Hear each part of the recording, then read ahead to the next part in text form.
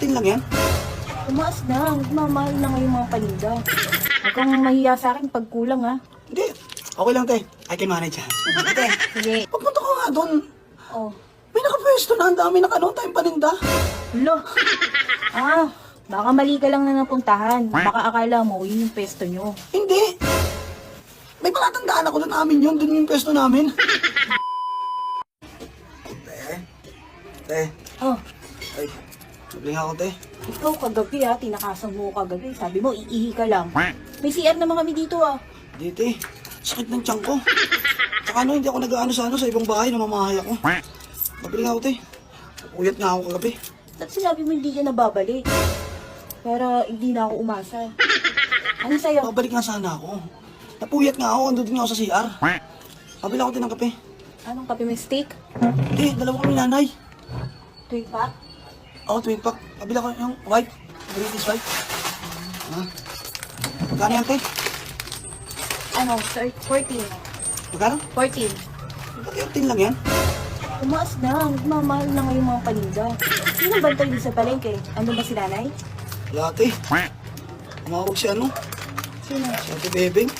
Sino Bebeng? Naparenovate daw. Ha? Sino bebeng? Si Ate Bebeng yung ano? Magkano ng mga renta doon na pesto? Ano, te? Ano daw gagawin? Makawag sa amin kaninang umaga. I-renovate daw. Ayun mo na, mas okay yung mapapaganda yung palengke. Sana nga eh. Mas malaki sisitahin niyo pag maganda yung palengke. 14. Gaganda nga kami ngayon. Wala kaming ano. Wala kaming kita ngayon. Sige, te. Sana nga maayos na agad eh. Sige, te. Thank you ah. Sige.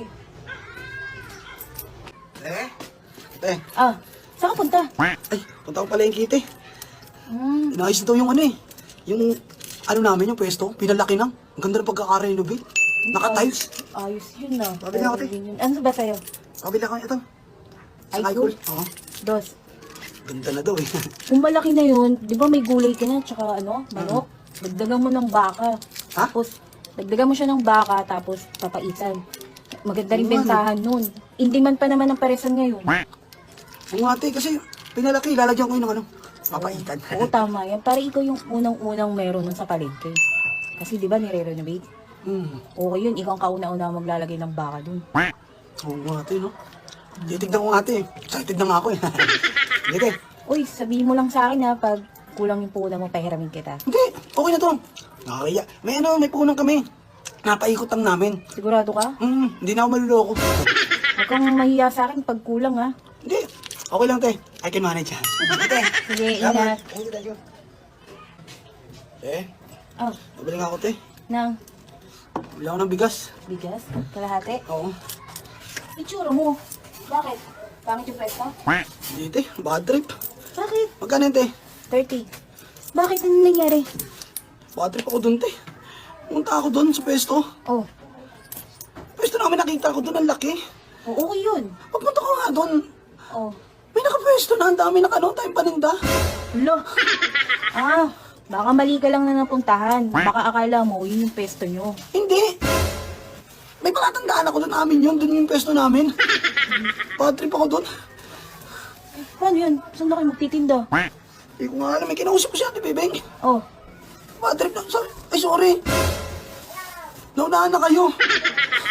lo. Bad trip ako dun. Kala nila hindi ko makikita. Grabe naman yun. Tapos kinausap niya ako, dun na lang daw kami sa pinakadulo. Ano, dulo pa kayo? Nilagay? Ang liit. Ang liit ang pwesto. Tapos sa dulo pa. Tapos super mahal.